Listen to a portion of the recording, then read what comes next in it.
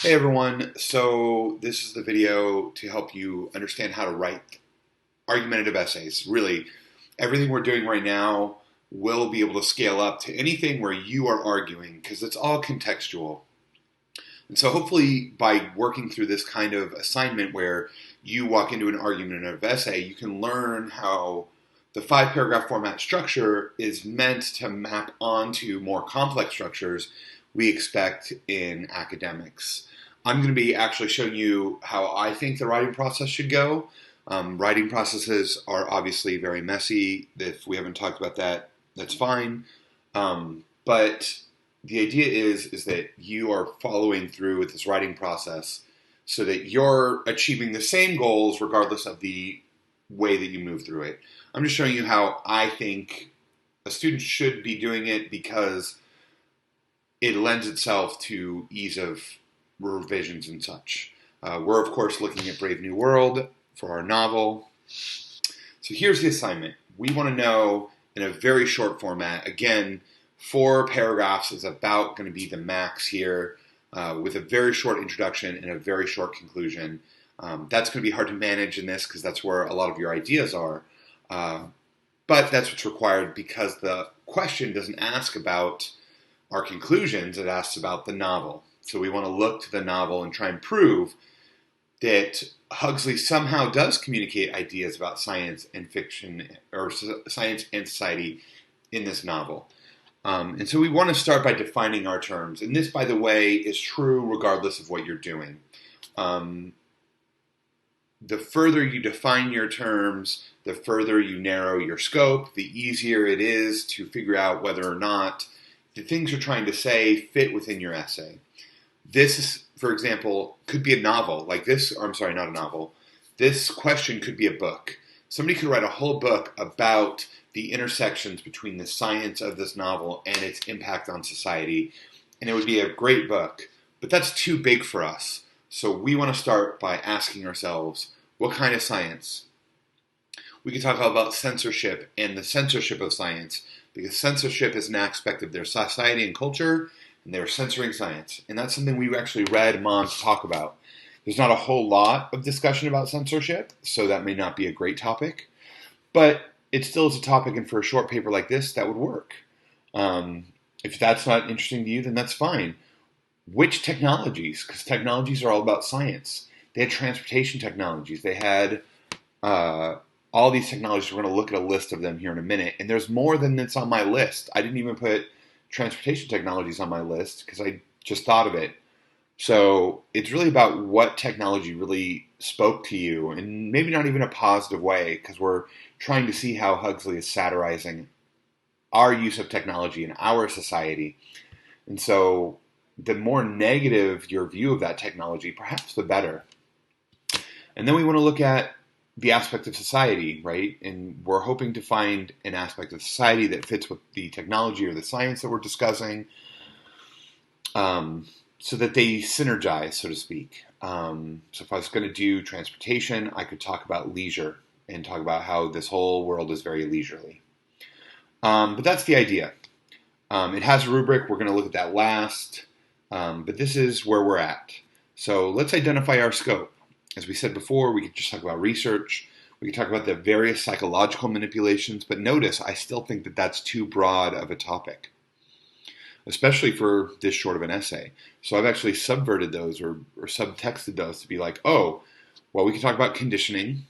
Conditioning doesn't necessarily include other aspects, such as the other things. Hypnopedia is a kind of conditioning, so we can just focus on the hypnopedia, look at how hypnopedia affects these people, and that's actually a great way to do it, because you could go into all of the chants that Lenina or Linda or other people are using to cope with these other things like nature or control. These are all great topics. We just talk about their educational system. That could be part of, you could talk about their social education, including death conditioning, or you could just talk about eating. We could talk about the reproductive issues, the issues behind cloning, this Bokanovsky process. We could talk about the eradication of most fertile women. There's a lot here that we could unpack. We could talk about the deification of science, or how they deify forward in capitalism in order to sort of elevate science to that status. And all these are great topics. And like I said, transportation's in there. Anything that you think that you could define as a science will work. And the next thing is the society. So what aspect of society do you want to talk about? Do you want to talk about women and how this novel treats women and how the technologies treat women? Do you want to talk about families? Do you want to talk about all relationships? And again, relationships, there's too many. So we should focus in on, do we want to talk about friendships and how friendships are seen? And we talked about that great quote from Watson about what friends are supposed to be like and what friends are supposed to do. And Bernard responds very negatively to that, which is super interesting. We talk about the notion of marriage or romantic relationships. All of these are impacted by the science and technology of this world. We talk about meaning and purpose because that is the sort of notion of a state if you're reading things like Imagined Communities, which is a novel or a text I don't expect you guys to know. But once you've identified your terms, what you're doing is you're actually identifying the scope of your inquiry and you're identifying the topics or the thesis statement because this is a paper. And so it's a step-by-step process. It's not super different from the process you've already done and already gone through in writing your annotated bib and synthesis paper. You started with the research process. Well, we read the book. And if you did DQs on the book, great. Those are notes. That's your annotated bib. If you have other notes, great. If you wrote in your book, awesome. Those are all going to be things that can help you. Once you've done that and you've identified hey, these are the two things I want, that's you identifying your thesis. I want to talk about how reproductive rights in this novel affect women. Okay, great. Do that.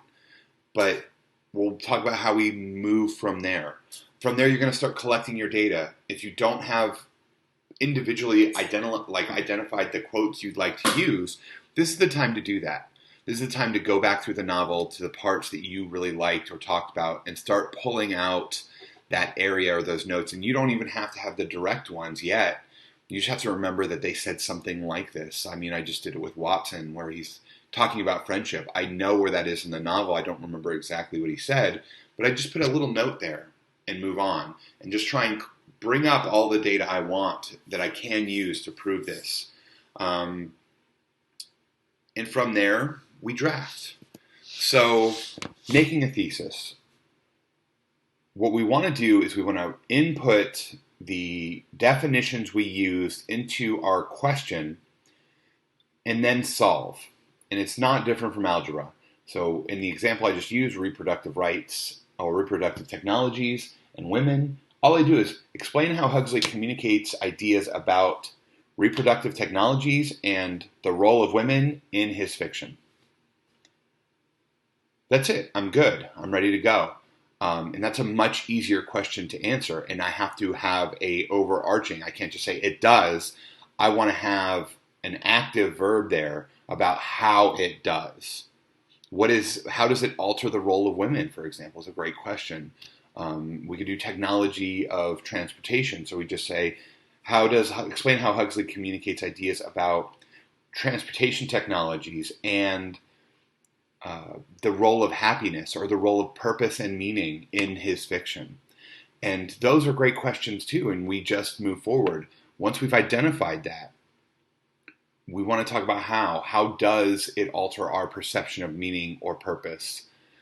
Once we're done, we can do the double check or the sanity check, and we just look at our quotes and the elements that we've already sort of pulled out that we want to talk about, and we say, does this help me prove this statement true? And if so, we can keep it. And if not, we have options. In a short paper like this, we should just delete anything extra. We don't have a whole lot of room. We want to choose our 2 or 3 best arguments that are the most sort of direct and simple to just nail our sort of ideas to the wall and get it done.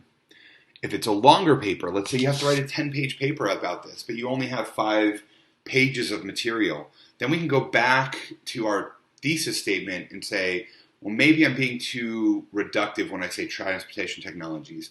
Are there other technologies that are similar to transportation technologies that I could expand my scope out?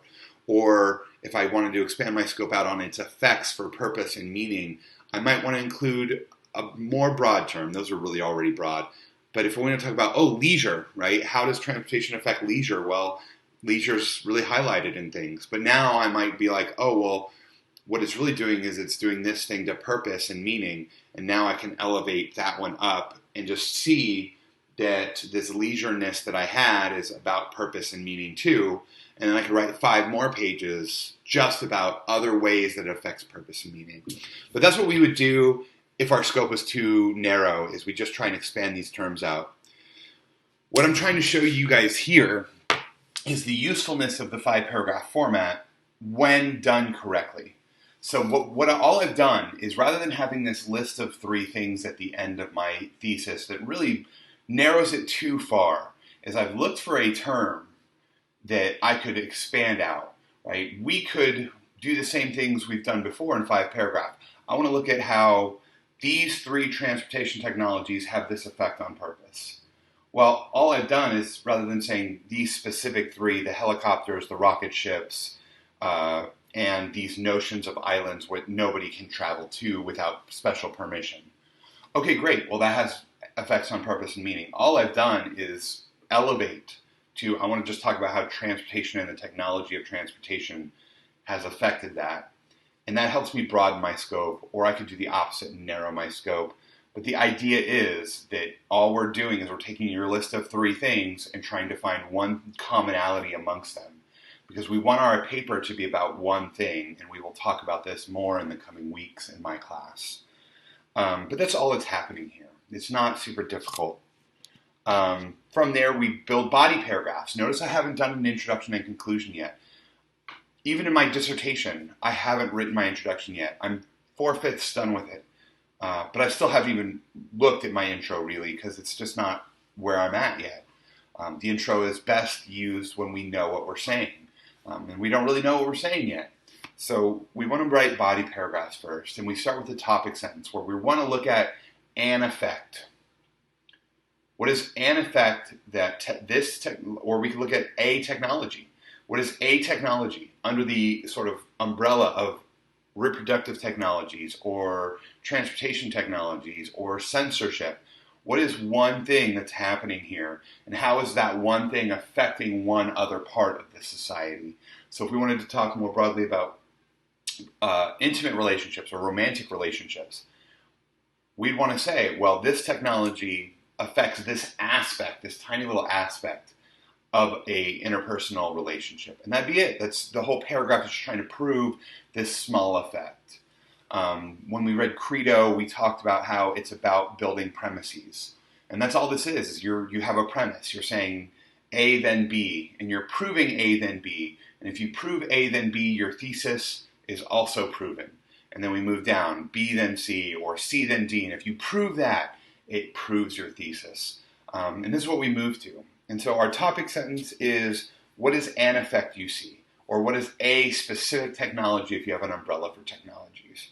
From there, we pull through our quotes. We actually go get them now that we have an idea, because this is the most efficient way to do it. Imagine if you had spent hours looking for all these quotes that you'd already read and you were familiar with to put on a sheet of paper, and then you threw out all but 3 of them. It'd be very frustrating. So it's at this point, now that we've done the research and we know these quotes are out there, what aspect, what do you want to look at? Go find the quotes now. It'll save you time. Make sure that before you give me the quote, you're using correct APA taglines. That's been a consistent issue in these classes, and that's something we're going to keep mentioning. Taglines are how we introduce the quote. It's even more important here in a novel because you can't just drop evidence in. We have to expect that our audience may not have read the novel or may not be as familiar as we are with this part of the novel. And so you have to be like, in this part, Watson is trying to explain that he forgives Bernard for how he treated him in this moment. He says this. That's it. That's all we need to know. But notice how I made sure that my audience understood the context in which my quote was given. And that's if you're quoting, a person in the novel. If you're quoting something that happens, we should know context. At this point in the novel, Bernard has taken Lenina home after a date, and they encounter a storm. The storm scares Lenina, and then she says this. Great. That's what we need. Those are the kinds of things we want to do. Or it says this about her body's reaction, whatever, she cowers. But the idea is you give me enough context that I understand where the quote is coming from, and your audience understands enough of the scene to understand why this quote matters for your claim. Then you discuss. This is the showing your work part of writing. How does this little quote prove the relationship, the effect in your topic sentence? How does proving the effect in your topic sentence help prove your thesis? And if you're still in the body, if you're moving from paragraph 1 to 2, and if you have 3, if you're moving from 2 to 3, how does this simple relationship relate to the next one? Because it's got to relate to the next one. If not, we have 3 very separate sentences. And that's one of the drawbacks of the 5-paragraph format and listing claims, is that it's easy to segment claims and have these really jarring transitions. Whereas if you think about what are their commonalities, and if you think about not which way did I bring the evidence in, but how does this evidence best fit together like a puzzle, you can actually transition much more smoothly and fluidly. But notice I haven't even put a paper together yet. If it were me, I'd put these on like note cards, and I'd reorganize them on the paper or on the desk in front of me to figure out which organization works best for this paper that I'm trying to write, versus, as I made fun of in my class earlier, the idea that the first thing you think of is the first thing in your paper, which is completely arbitrary. Once you've gotten your body paragraphs down, it's time to write your intro and your conclusion. And the reason for that is very simple. If there's this concept that keeps coming up throughout the paper, we want to make sure that that concept is also introduced in your introduction. So for example, I'm writing a paper about how we train teachers, but I'm defining teachers in a very specific way. Because my whole paper has to do with this very specific definition of teacher, my introduction will have to define the scope of my inquiry as looking at these teachers from this population. Because my intro controls the whole paper. And so that's the idea here. Your introduction, what does your audience need to know about your whole paper and about the whole novel in order to understand your ideas? So, for example, they should know that this is the future London city. They should know about, if we're talking about transportation technologies, great. What are the transportation technologies? How do they deal with it? What do they do? These are all important. What about the aspects of society? If you're talking about reproductive rights, it's really important that we talk about, hey, they've eradicated families in this society. We should at least know that, so that when your evidence is talking about, oh yeah, there's no families, it's not a surprise to your readers. That would be very jarring. But your intro is all about setting the stage, right? You're building this platform for us to be able to see your argument. And the better you build that platform, the better we see your argument. Your conclusion is the exact opposite. And so your conclusion is about, why does it matter? This is where you get to talk about today. You've proven that this effect happens in the novel. Now you can be like, hey, what Huxley's actually trying to do is tell us about us and how we have these problems. It's an exaggeration because it's satire, but here are very specific examples of how we do the very same things that London does. And that's the paper. That's it. We're done. And then you revise and edit like normal. But this is how I would go about drafting this paper. As for the rubric, so we can operationalize this rubric, here it is. And it's available to you guys now. You guys can see it. But you'll notice everything I'm saying is built into this rubric for the content. Explain it. How well do you go into detail to show me these very specific relationships between the technology or science you've selected and the aspect of society you've selected? Can you prove the connection in the novel, and can you show me afterward that it happens today? For the thesis, I'm looking for that's all I'm looking for, right? This aspect of technology, this aspect of society, done. If you get into lists, it's going to start dragging your grade down because we want your paper to be about one thing. The argument, logic, and construction, we've talked about. This is the transition part. This is the order of your paragraphs part. How did you order this? Why is this the order? These all are very important aspects of this paper. And the longer the paper gets, the more your argument's logic matters, the more the order of operations matters. So you have to start thinking about not, do I just present it in the order I found it, but how do I present it in the way that best suits my audience and my purpose? Everything else is pretty normal. We're using APA. You have to cite your version of the book. You have to use proper conventions in English. If you have questions, of course, be sure to ask. I'm here to help. Otherwise, I hope this video helps and you guys do amazingly well on this paper.